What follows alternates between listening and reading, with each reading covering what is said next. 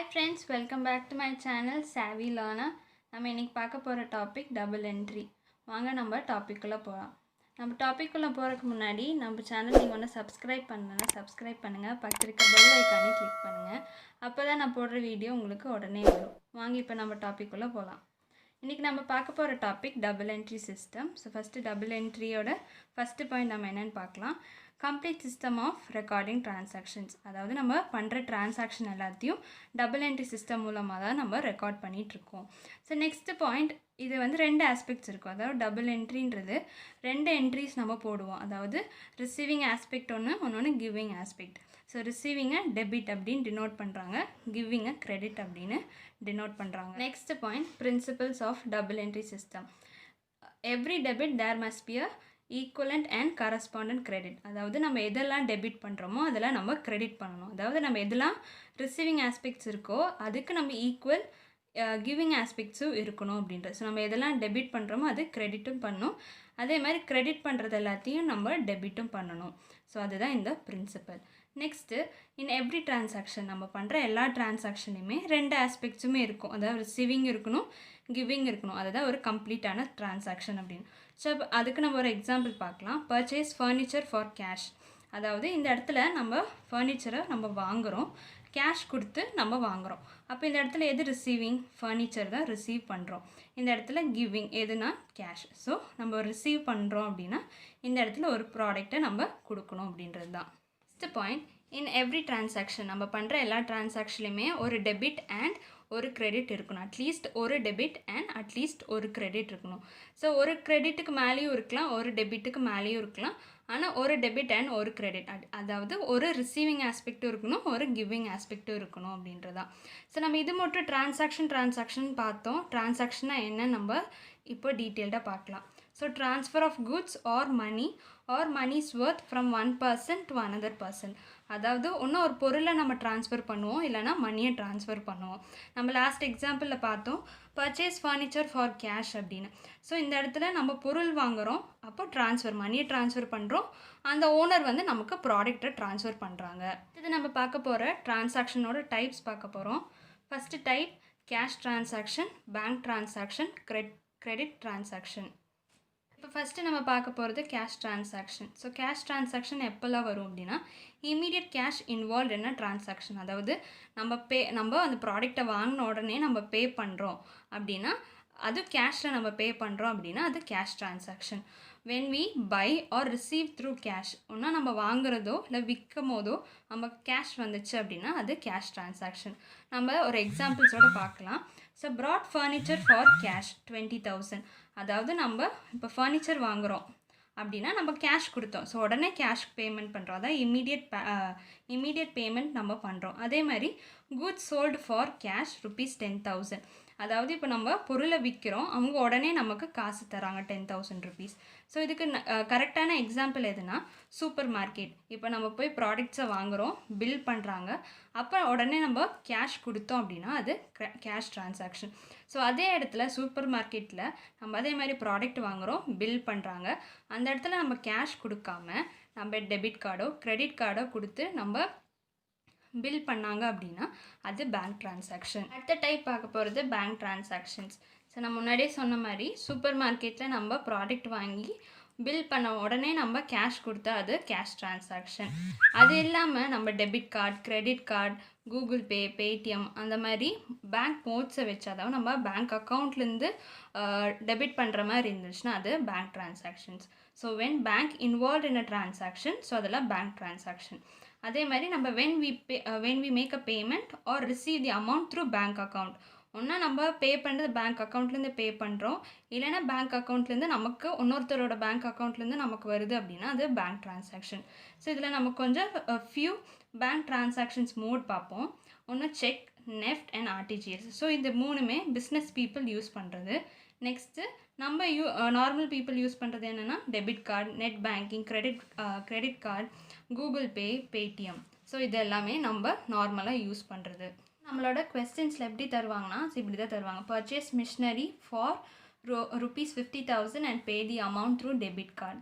So நம்ம மிஷினரியை வந்து வாங்குகிறோம் 50,000க்கு. ஆனால் நம்ம எப்படி பே பண்ணுறோம்? டெபிட் கார்டில் பே பண்ணுறோம். ஸோ இந்த டெபிட் கார்டுக்கு பதிலாக கிரெடிட் கார்டுன்னு வரும், கேஷ் டெபாசிட்டட் மிஷின் அப்படின்னு வரும். ஸோ அந்த மாதிரி ஒவ்வொரு டேர்ம்ஸ் வச்சு நமக்கு கொஸ்டின்ஸ் வரும். போகிறது credit transaction. So credit transaction அப்படின்னா என்னென்னா, நம்ம முன்னாடி பார்த்த மாதிரி கேஷ்லேயும் ட்ரான்சாக்ஷன் பண்ணல, பேங்க்லேயும் அவங்க ட்ரான்சாக்ஷன் பண்ணல, அதாவது கேஷ்லேயும் பே பண்ணல, பேங்க்லேயும் பே பண்ணல அப்படின்னா அதை வந்து நம்ம கிரெடிட் ட்ரான்சாக்ஷன் சொல்லுவோம். ஸோ அதாவது கொஸ்டின்லேயே இருக்கும் ஆன் கிரெடிட் அப்படின்னு. அதாவது கிரெடிட் ட்ரான்சாக்ஷன் என்னென்னா, ஒன்றும் கேஷும் கொடுக்கல, பேங்க்கும் கொடுக்கல, பட் அதுக்குன்னு ஒரு டைம் கொடுத்துருப்பாங்க அமௌண்ட்டு பே பண்ணுறக்கு அப்படின்னு ஒரு டைம் கொடுத்துருப்பாங்க. அதாவது amount is to be settle within a specify period. ஒரு அமௌண்ட் ஒரு பீரியட் வச்சுருப்பாங்க, 30 days, 60 days, 90 days, 120 days. So இந்த ட்ரேட் ட்ரான்சாக்ஷன் எப்படி எப்போ ஆகும் அப்படின்னா பிஸ்னஸ் ஆளுங்களுக்கு தான். ஸோ இந்த கிரெடிட் ட்ரான்சாக்ஷன்ஸ் மோஸ்ட்டாக வந்து யூஸ்ஃபுல்லாக இருக்கும். நம்ம ஒரு சின்ன எக்ஸாம்பிளோட ஃபஸ்ட்டு நம்ம பார்த்த 3 ட்ரான்சாக்ஷனையும் நம்ம பார்க்கலாம். First purchase of goods on credit for ₹3,000. அதாவது இப்போ நம்ம ஒரு பொருளை வாங்கியிருக்கோம், எதுக்கு? கடனுக்கு வாங்கியிருக்கோம். ஸோ ஆன் கிரெடிட் அப்படின்னு இருந்துச்சு அப்படின்னா அது கிரெடிட் ட்ரான்சாக்ஷன். ஸோ அப்போ இந்த இடத்துல அவன் கேஷும் கொடுக்கல, பேங்க்லேயும் அவன் பே பண்ணல. ஸோ அதனால் இந்த இடத்துல ஒன்றும் அவன் பே பண்ண வேண்டியது இருக்குது. ஸோ அது கிரெடிட் ட்ரான்சாக்ஷன். இதில் இன்கேஸ் ஃபஸ்ட்டு கேஸில் payment made through cheque. So இந்த இடத்துல cheque, debit card, credit cards எது வேணாலும் வரலாம். இந்த இடத்துல செக்குன்னு இப்போ வந்தனால ஸோ இது பேங்க் ட்ரான்சாக்ஷன். எவ்வளோ? 3,000 அவன் பேங்க்லேருந்து அவன் பே பண்ணியிருக்கான். நெக்ஸ்ட்டு கேஸ் என்னென்னா, payment made by cash 3,000. So அதே ட்ரான்சாக்ஷன் தான், அவன் கேஷில் கொடுத்துருந்தா கேஷ் ட்ரான்சாக்ஷன். அதாவது கேஷில் பை கேஷ்னு வந்துச்சு அப்படின்னா அது கேஷ் ட்ரான்சாக்ஷன். த்ரூ பேங்க்கோட டேர்ம்ஸில் ஏதாவது வந்துச்சு அப்படின்னா அது பேங்க் ட்ரான்சாக்ஷன். பார்க்க போகிறது important topic, approaches of recording transactions. நம்ம ட்ரான்சாக்ஷன் ரெக்கார்ட் பண்ணணும் அப்படின்னு நம்ம இது மட்டும் பார்த்தோம். எந்த மெத்தடில் நம்ம ரெக்கார்ட் பண்ண போகிறோம் அப்படின்னா, ஒன்று வந்து அக்கௌண்டிங் ஈக்குவேஷன் மெத்தட், ஒன்று traditional approaches method. So first நம்ம அக்கௌண்டிங் ஈக்குவேஷன்னா என்னன்னு தெரிஞ்சுக்கலாம். In every transaction there will be 2 effects இருக்கும். அதாவது 2 சேஞ்சஸ் இருக்கும். அதாவது ஒன்று வந்து சேஞ்சஸ் இன் அசெட், ஒன்று changes in liability or capital. இது ரெண்டுத்துலேயும் ஏதாவது ஒரு இடத்துல சேஞ்ச் இருக்கும்னா அசெட்டில் சேஞ்சஸ் வரும், இல்லைனா லயபிலிட்டிஸ் ஆர் கேபிட்டல், இல்லைனா ரெண்டுத்துலேயுமே ஒட்டுக்காவும் சேஞ்சஸ் வரும். ஸோ அதுதான் accounting equation method. Next traditional அப்ரோச்சஸில் என்னென்னா, நம்ம ஃபஸ்ட்டு பார்த்ததா 2 aspects. Every transaction there will be 2 aspects. ஒன்று டெபிட், ஒன்று கிரெடிட். அதாவது ரிசீவிங், ஒன்று கிவிங் ஆஸ்பெக்ட். நம்ம இப்போது ஃபஸ்ட்டு என்ன அப்ரோச் பார்க்க போகிறோம்னா அக்கௌண்டிங் ஈக்குவேஷன் அப்ரோச்சஸ். ஸோ இதில் ஃபஸ்ட்டு நமக்கு ரொம்ப இம்பார்ட்டன்ட் என்ன, ஃபார்முலா. இந்த ஃபார்முலாவை நம்ம ப்ரூஃப் பண்ணோம். அதாவது capital plus liability equal to asset. So இந்த 2 பக்கமும் அசெட், கேபிட்டல் சைடும் சரி, அசெட் சைடும் சரி நமக்கு ஈக்குவல் ஆனால் தான் நம்ம போடுற மெத்தட் கரெக்ட் அப்படின்னு அர்த்தம். இப்போ நம்ம இந்த ஒவ்வொரு டேர்ம்ஸையும் நம்ம பார்க்க போகிறோம். ஃபஸ்ட்டு கேபிட்டல்னால் என்ன, அப்புறம் லயபிலிட்டியில் நம்ம எதெல்லாம் போடுவோம், அசெட்டில் நம்ம எதெல்லாம் போட போகிறோம் அப்படின்னு. ஃபஸ்ட்டு கேபிட்டல் அப்படின்னா, இப்போ ஒரு மிஸ்டர் ஏ வந்து பிஸ்னஸை ஆரம்பிக்கிறார் அப்படின்னா, so with cash 1 lakh rupees வச்சு அவர் பிஸ்னஸ் ஆரம்பிக்கிறார். ஸோ இந்த 1 lakh rupees தான் கேபிட்டல் அப்படின்றது. ஒன்று கேஷும் வந்து கேஷில் அவர் பே பண்ணியிருக்காரு. ஸோ கேபிட்டல் தான். The owner contributed amount to start the business. Owner எதெல்லாம் கான்ட்ரிபியூட் பண்ணுறாரோ, பிஸ்னஸ் கான்ட்ரிபியூட் பண்ணுறாரோ அதெல்லாம் கேபிட்டல். நெக்ஸ்ட்டு நம்ம லயபிலிட்டியில் என்னென்ன போட போகிறோம். ஃபஸ்ட்டு வந்து amount due to creditors. So creditors அப்படின்னா நம்ம கிரெடிட் பர்ச்சேஸ் பண்ணுறோம், அதாவது கடனுக்கு பொருள் வாங்குகிறோம்ல அவங்களாம் கிரெடிட்டர்ஸ். Next bank loans. பேங்க்கில் நம்ம லோன் வாங்கியிருந்தா நம்ம அதுவும் லயபிலிட்டியில் போடுவோம். Next outstanding expenses.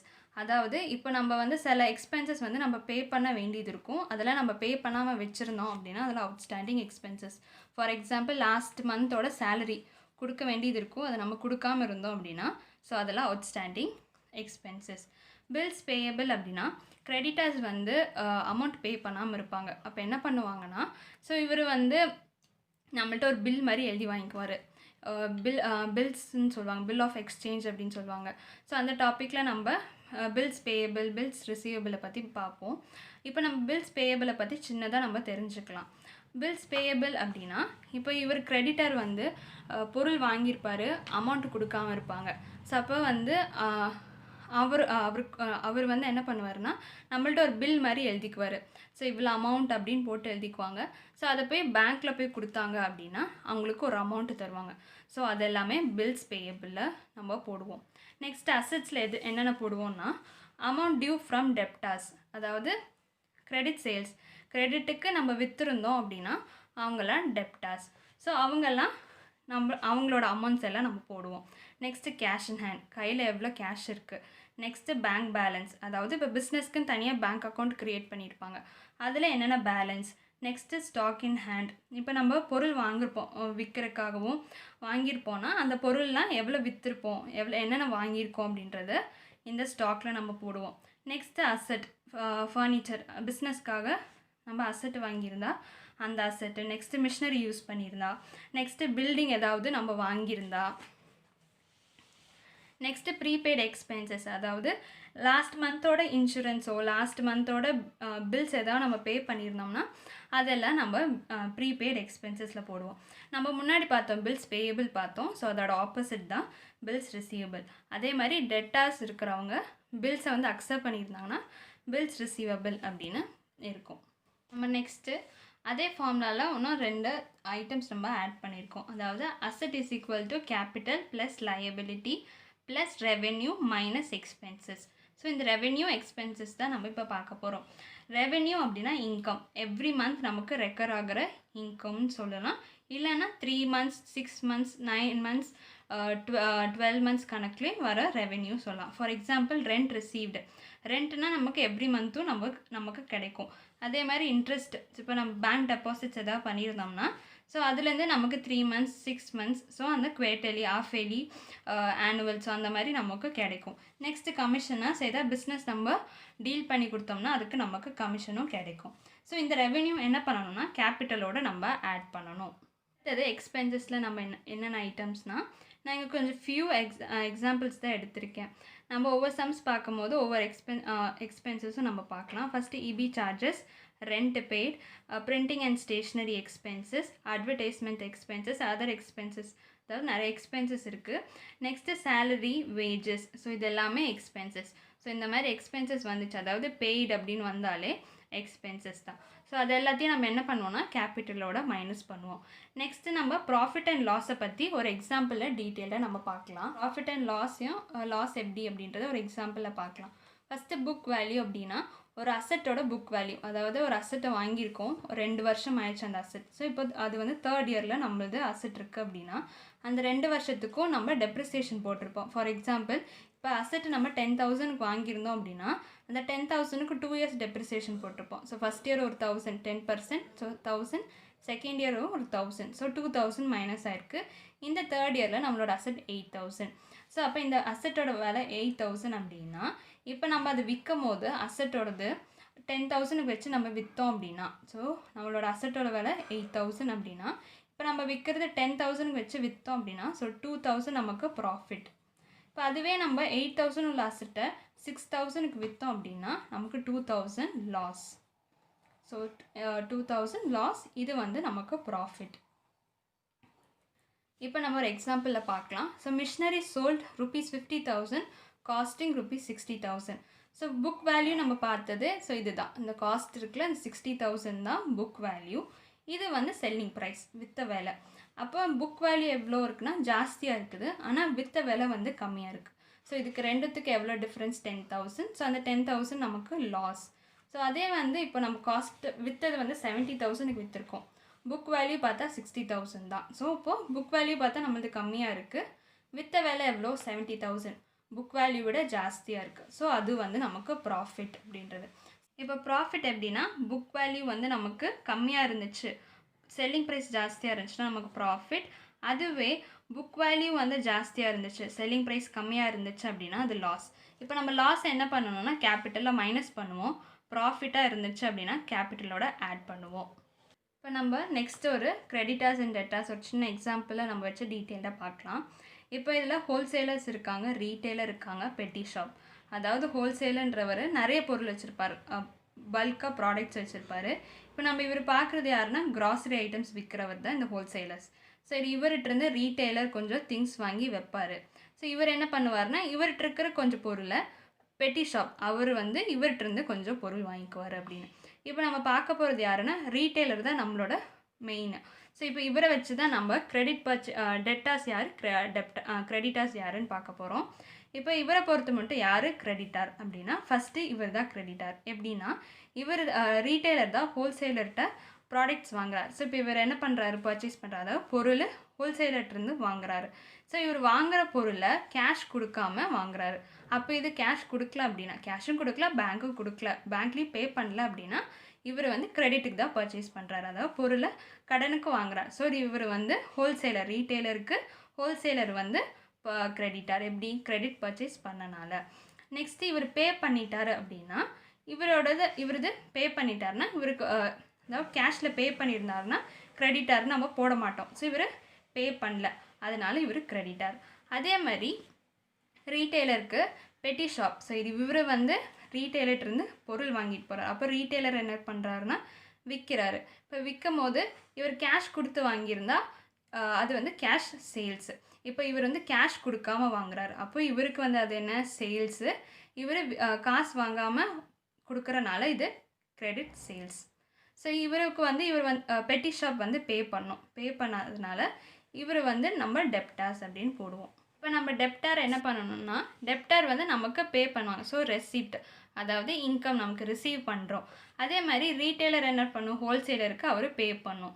ஸோ அவர் பே பண்ணார் அப்படின்னா அது எக்ஸ்பென்சஸ். ஸோ டெப்டார் நமக்கு அமௌண்ட்டு கொடுத்தா அது வந்து இன்கம், நம்ம கிரெடிட்டாருக்கு கொடுத்தோம்னா அது பேமெண்ட். சரி, இன்னும் கொஞ்சம் டீட்டெயிலாக பார்க்கணுன்னா, retailer buy goods from wholesaler. So யார்கிட்டருந்து வாங்கியிருக்காரு, ஹோல்சேலர்கிட்டருந்து வாங்கினனால அவர் கிரெடிட் பர்ச்சேஸ் பண்ணியிருக்காரு. ஸோ அவர் யார், கிரெடிட் பர்ச்சேஸ் பண்ணுறவங்க எல்லாருமே கிரெடிட்டார்ஸ். அதே மாதிரி retailer sell goods to petty shop. So இங்கே என்ன பண்ணியிருக்காரு, சேல் பண்ணியிருக்காரு, இங்கே பை பண்ணியிருக்காரு. ஸோ சேல் பண்ணனால அவர் கிரெடிட் சேல்ஸ். ஸோ அது யாருன்னா டெப்டார்ஸ். ஸோ இதுதான் நம்ம கிரெடிட்டார்ஸ் அண்ட் டெப்டார்ஸ். இது மட்டும் பார்த்தது அக்கௌண்டிங் ஈக்குவேஷனு. நம்ம இனிமேல் பார்க்க போகிறது traditional approach method. So second method நம்ம பார்க்க போகிறோம். ஸோ இதில் ரெண்டு விஷயத்தை கிளாஸிஃபை பண்ணி, ஒன்று பர்சனல் அக்கௌண்ட், ஒன்று இம்பர்சனல் அக்கௌண்ட். ஃபஸ்ட்டு நம்ம பர்சனலை பற்றி பார்க்க போகிறோம். பர்சனலில் என்னென்ன நம்ம போட போகிறோன்னா, நேச்சுரல், ஆர்டிஃபிஷியல், ரெப்ரசன்டேட்டிவ். அதாவது நேச்சுரலில் யார் வருவாங்கன்னா பர்சன்ஸ். ஸோ நம்ம வர டிரான்சாக்ஷனில் பர்சன் நேம்ஸ் யாராவது, mister Anand, mister Gopal, mister Chandran, so அந்த மாதிரி நேம்ஸ் வர்றது எல்லாத்தையும் நம்ம பர்சனல் அக்கௌண்ட் அப்படின்னு போடுவோம். அதே மாதிரி இண்டிவிஜுவல் நேம்ஸ் வந்தாலும் நம்ம பர்சனல் போடுவோம். Next artificial. ஸோ ஆர்டிஃபிஷியலுக்கு எக்ஸாம்பிள் எதுனா பேங்க். ஸோ பேங்கர் வந்து பேங்க்குக்கு பிஹாஃப் ஆஃப் அவங்க வந்து ஒர்க் பண்ணுறாங்க. ஸோ அதனால் அவங்கள வந்து பேங்க்லாம் வந்து ஆர்டிஃபிஷியல் நேம்ஸ். நெக்ஸ்ட்டு ரெப்ரசன்டேட்டிவ்ன்றது நேச்சுரல் ப்ளஸ் ஆர்டிஃபிஷியல். ஸோ இவங்க ரெண்டு பேரும் சேர்ந்து plus group of people. So இவங்க எல்லாருமே ரெப்ரசன்டேட்டிவ்ஸ். நெக்ஸ்ட்டு பார்க்க போகிறது இம்பர்சனல். இம்பர்சனலில் ரெண்டு டிவைட் பண்ணியிருக்காங்க, ஒன்று ரியல், ஒன்று நாமினல். ரியலில் என்னென்ன வரும் அப்படின்னா அசெட். ஸோ அசெட்டில் ரெண்டு இருக்குது, ஒன்று tangible asset, intangible asset. So டேஞ்சபிள்னால் என்ன அப்படின்னா டச்சபிள் அண்ட் ஃபீலபிள், அதாவது தொட்டு உணரக்கூடியதெல்லாம் டேஞ்சபிள் அசெட்ஸ். ஒன்று இன்டேஞ்சபிள் இருந்தது, நம்மளால் தொட முடியாது, பார்க்க முடியாது. ஸோ அதெல்லாம் இன்டேஞ்சபிள். டேஞ்சபிளில் என்னென்ன வரும் அப்படின்னா ஃபர்னிச்சர், பில்டிங், கேஷ். ஸோ இது எல்லாமே நம்மளால் பார்க்கவும் முடியும், தொடவும் முடியும். ஸோ அதெல்லாம் டேஞ்சபிள். இன்டேஞ்சபிள் அப்படின்னா goodwill, trademarks, copyright, patent right.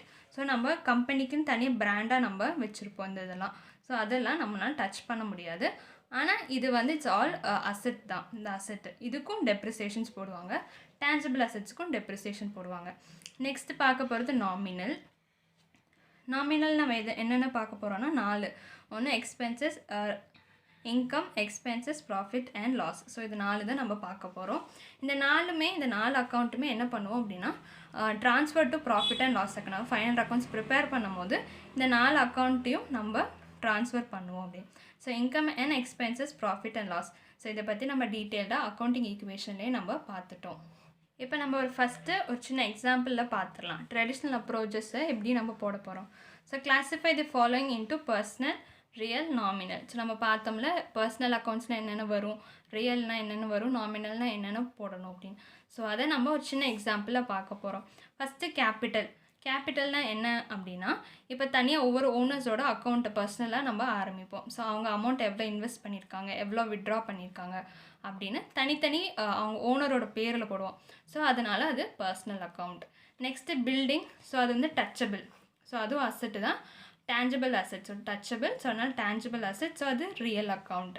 Next carriage inwards, அதாவது இப்போ நம்ம பொருளை வந்து கொண்டு போகிறதுக்கு கொண்டு வரக்கும் நம்ம யூஸ் பண்ணுறது தான் கேரேஜ் இன்வெர்ட். ஸோ அதுவும் எக்ஸ்பென்சஸ் தான். ஸோ அதே இது நாமினல் கீழே எக்ஸ்பென்சஸ். ஸோ நெக்ஸ்ட்டு நம்ம கேஷுமே டேஞ்சிபிள், அதாவது நம்மளால் பார்க்க முடியும். ஸோ அதுவும் real account. Next commission received அப்படின்னா இன்கம் நமக்கு உள்ளுக்குள்ளே வருது.